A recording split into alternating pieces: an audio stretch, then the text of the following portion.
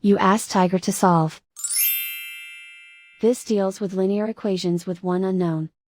The final result is x equals -4. Let's solve it step by step. Group all constants on the right side of the equation. Add 12 to both sides.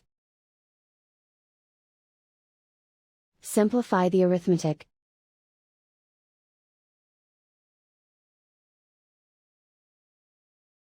Isolate the x. Multiply both sides by 2. Group like terms. Multiply the coefficients.